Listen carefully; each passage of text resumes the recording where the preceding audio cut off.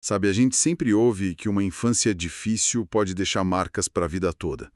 Mas e se essas marcas não fossem só psicológicas, guardadas em memórias que a gente às vezes até tenta esquecer? E se a diversidade literalmente entrasse no nosso corpo, sabe? Se inscrevesse na nossa biologia e moldasse a nossa saúde décadas depois? Hoje a nossa análise vai ser justamente sobre isso. Usar a ciência para abrir essa caixa preta. A gente vai mergulhar em algumas pesquisas fascinantes para entender como o corpo se lembra do que a mente às vezes faz de tudo para esquecer. E como isso impacta, bom, tudo. Da aprendizagem ao risco de doenças crônicas. Pois é, esse é um campo que evoluiu de uma forma absurda nos últimos anos. A gente deixou de só observar correlações estatísticas, sabe? Aquela coisa de quem teve uma infância X tem mais chance de ter a doença Y. Certo. Hoje a ciência consegue mostrar os mecanismos, o como isso acontece. Nós estamos literalmente mapeando o jeito que o estresse e a adversidade afetam o desenvolvimento do cérebro, do sistema imunológico. Do nosso corpo inteiro, basicamente. Exato, do nosso corpo inteiro. É uma mudança total da observação para a explicação biológica mesmo. Ok, então vamos começar por aí. O primeiro material que a gente tem é um estudo dos Estados Unidos que, olha, me pareceu bem impactante. Ele analisou crianças de apenas 3 anos de idade. Todas elas, infelizmente, já estavam no sistema de proteção infantil por causa de maus tratos, abuso, negligência. Mas o pulo do gato do estudo não foi olhar só para o abuso, mas para o contexto geral da vida delas. Exato. A pergunta era, além dos maus tratos, que outros fatores de risco essas crianças enfrentavam? E a descoberta, que é crucial, é que o problema raramente é um fator isolado. O perigo real está no acúmulo. No acúmulo. Sim, o estudo listou outros desafios. A família vivia na pobreza, os pais tinham baixa escolaridade, tinha algum histórico de doença mental ou, sei lá, encarceramento de um dos pais, e eles foram somando. E o que eles descobriram é que ter um ou dois desses fatores, além dos maus tratos, não causava um colapso imediato. Parece que nós, como seres humanos, temos uma certa capacidade de adaptação, né? Uma resiliência básica. Sim, existe uma capacidade de absorção de impacto. Um sistema biológico saudável consegue lidar com alguns estressores, só que o estudo revelou um ponto de inflexão, um limite. E foi aí que a conclusão ficou alarmante. E qual era esse limite? Quando as crianças enfrentavam 6, 7 ou mais desses fatores de risco combinados. Aí a situação virava da água pro vinho. Espera um pouco, isso é brutal. O que acontecia quando chegava nesse limite? O sistema entrava em colapso. Entre 90% e 100% dessas crianças, com só 3 anos de idade, já apresentavam falhas significativas em avaliações de desenvolvimento. 100%. Nossa, que número assustador. E quando você diz falhas de desenvolvimento, a gente está falando do quê?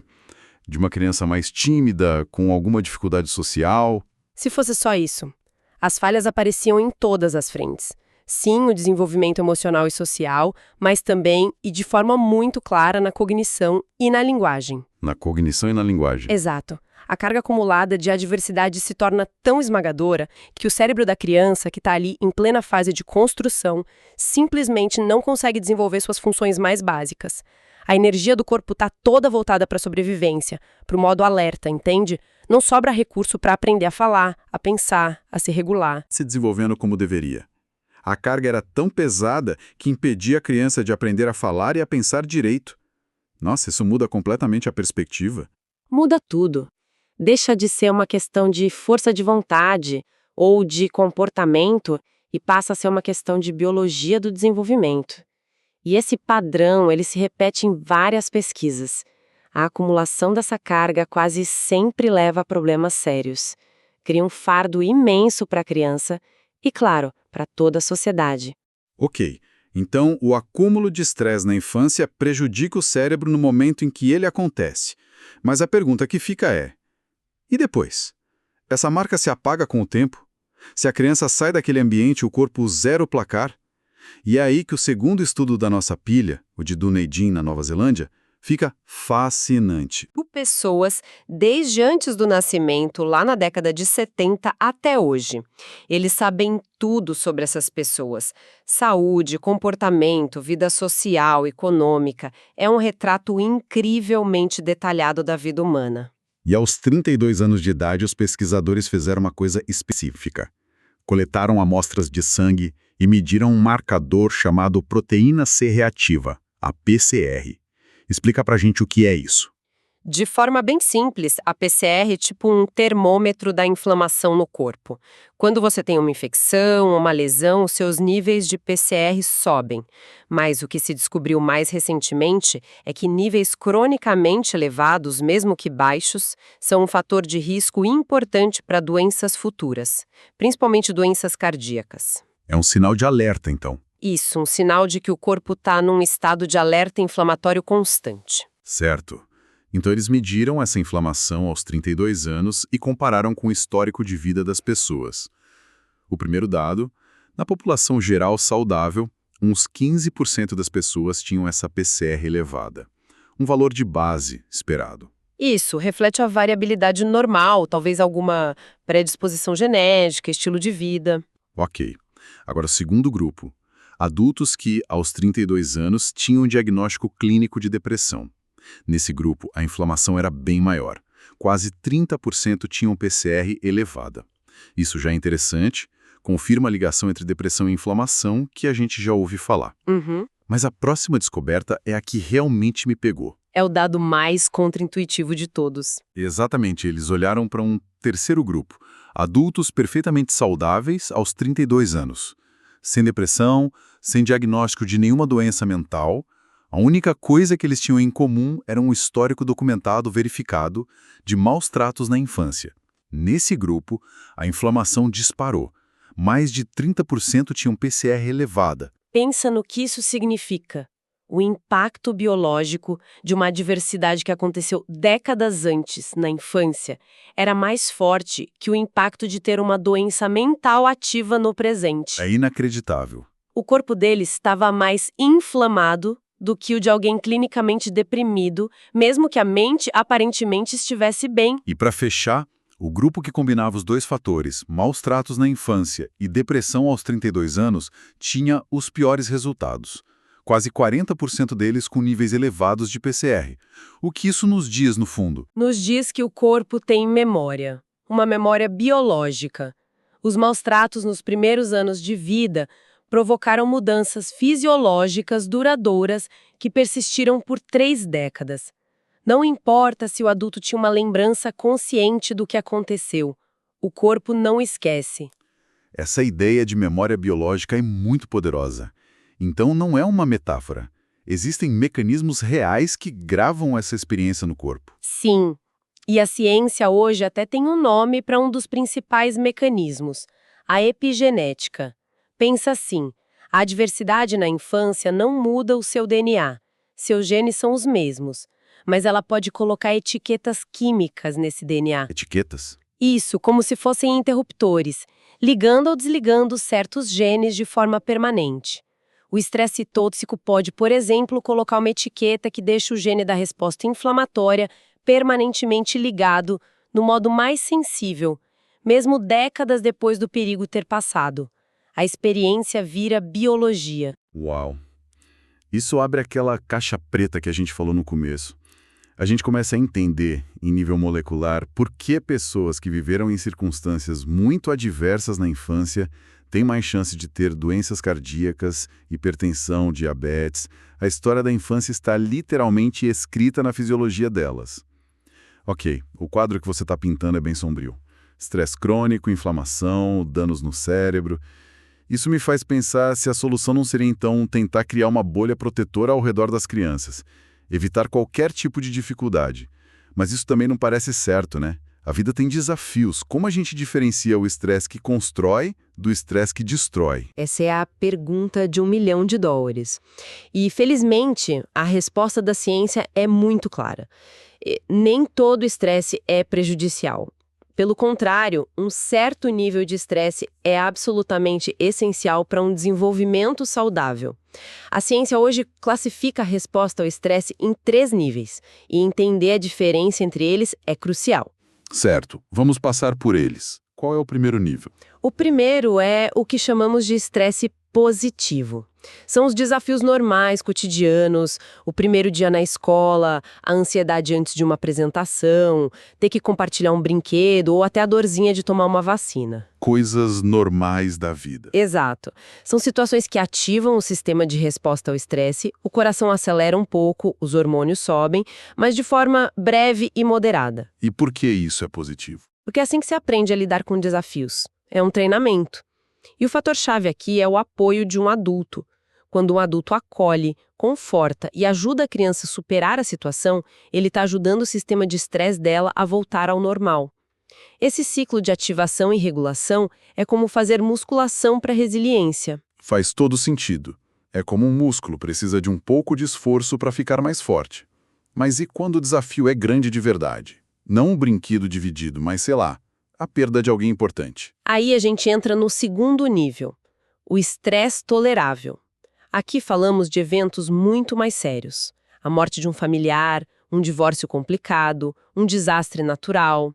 Essas situações ativam o sistema de estresse de forma muito mais intensa. E o que faz com que ele seja tolerável e não permanentemente prejudicial? De novo, e este é o ponto mais importante da nossa conversa, o papel dos adultos. A resposta ao estresse pode ser tolerada e o corpo pode se recuperar sem danos se houver a presença de adultos que forneçam segurança e proteção. O cuidado de um adulto age como um amortecedor biológico. Um amortecedor biológico, gostei disso. Ele literalmente ajuda a diminuir os níveis de hormônios do estresse, protegendo o cérebro em desenvolvimento. Ok, então o estresse positivo constrói e o tolerável pode ser superado com o apoio certo. Isso nos leva, inevitavelmente, ao terceiro tipo, o vilão da história. Exatamente. É o que chamamos de estresse tóxico.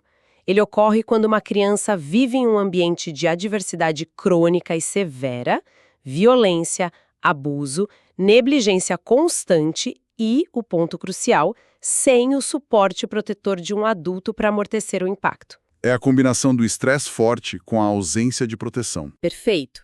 Nessas condições, o sistema de resposta ao estresse fica ativado quase o tempo todo. Pensa no alarme de incêndio da sua casa. Ele foi feito para tocar por alguns minutos e te salvar. Agora imagina se ele ficasse apitando no volume máximo 24 horas por dia durante anos. O sistema elétrico da casa ia entrar em colapso, né? O estresse tóxico é isso, o alarme do corpo que nunca desliga. E como esse desgaste acontece na prática? Qual é o mecanismo que transforma esse alarme constante em danos reais? O mecanismo é bem compreendido. A ativação do sistema de estresse libera vários hormônios e o mais famoso é o cortisol. Em doses curtas, o cortisol é nosso amigo, é a resposta de luta ou fuga. Nos deixa mais alertas, prontos para agir. Isso. Ele mobiliza açúcar para os músculos, nos prepara. O problema é quando os níveis de cortisol ficam cronicamente elevados, como no estresse tóxico. Aí ele se volta contra o nosso próprio corpo. E quais são os alvos principais desse ataque? O cérebro em desenvolvimento é especialmente vulnerável. Níveis cronicamente altos de cortisol podem ser tóxicos para os neurônios. Podem literalmente interromper a formação de circuitos em áreas críticas como o córtex pré-frontal. Nosso CEO responsável pelo foco, planejamento... Exatamente. E também no hipocampo, que é fundamental para a aprendizagem e a memória. Ah, então é por isso que no primeiro estudo que a gente viu, as crianças de 3 anos tinham problemas de cognição? Não é falta de motivação, é que os circuitos cerebrais para essas funções não conseguiram se formar direito por causa desse banho de cortisol. É exatamente essa a conexão. E o impacto não para no cérebro.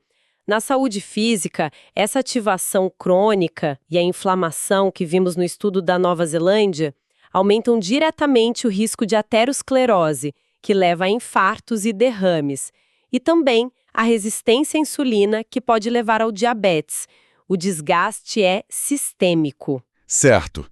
Se o problema central é o alarme de incêndio que não desliga, a solução, então, é descobrir como desligá-lo, Como se interrompe esse ciclo? A solução está inteiramente no papel dos adultos que cuidam dessas crianças. Isso acontece de duas formas principais. A primeira é a mais óbvia: proteção. É à medida em que os adultos conseguem proteger as crianças da fonte do estresse, ou pelo menos amortecer o impacto.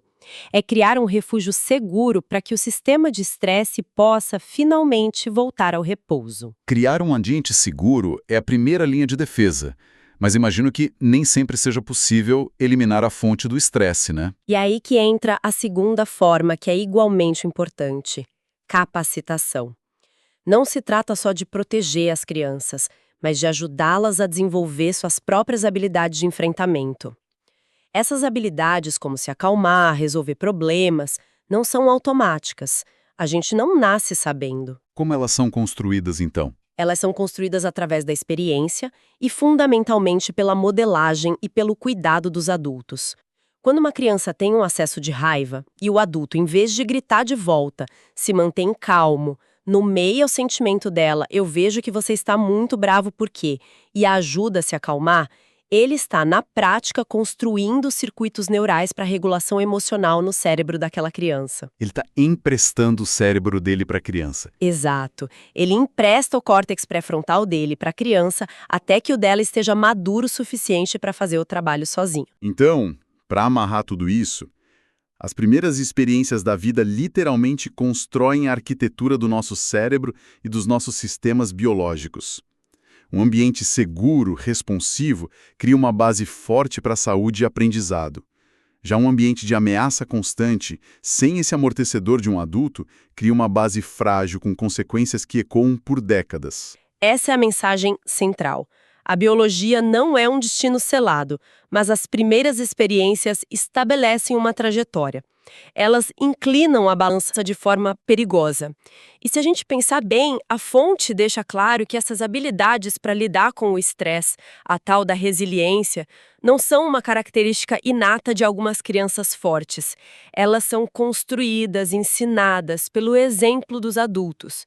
Isso me leva a uma questão final, talvez um pouco mais ampla. Que seria? Se a resiliência não nasce pronta, mas é ensinada e modelada pelos adultos ao redor, qual é a nossa responsabilidade coletiva como sociedade de garantir que os próprios adultos que cuidam das crianças, pais, cuidadores, professores, tenham o suporte e as ferramentas de que precisam para serem esses modelos eficazes? Porque, afinal, não dá para pedir a alguém que está se afogando para ensinar outra pessoa a nadar.